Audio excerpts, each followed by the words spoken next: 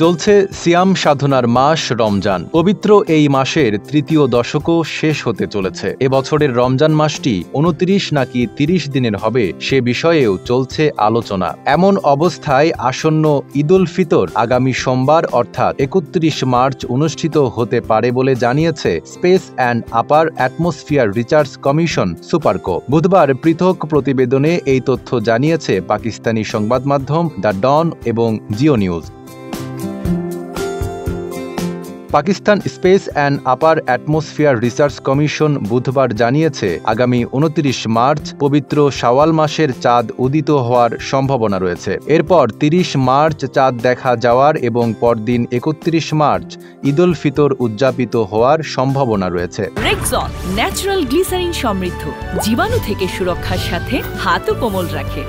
বৈজ্ঞানিক মূল্যায়ন, জ্যোতির্বিদ্যাগত গণনা এবং আধুনিক পর্যবেক্ষণগত তথ্যের ভিত্তিতে শাওয়াল ১৪৪৬ হিজরি চাঁদ দেখার সম্ভাবনা সম্পর্কে পূর্বাভাস দিয়েছে এই গবেষণা কেন্দ্রটি।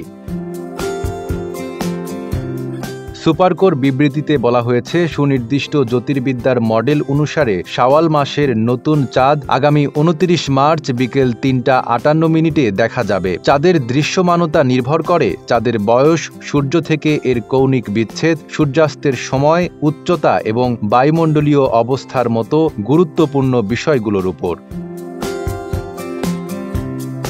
দক্ষিণ এশিয়ার পারমাণবিক অস্ত্রধারী দেশটির সরকারি এই সংস্থার মতে আগামী ২৯ মার্চ সৌদি আরবে চাঁদ দেখার সম্ভাবনা প্রায় অসম্ভব এবং মধ্যপ্রাচ্যের এই দেশটিতে পাকিস্তানের মতোই আগামী ৩১ মার্চ পবিত্র ঈদ উল ফিতর উদযাপিত হওয়ার সম্ভাবনা রয়েছে।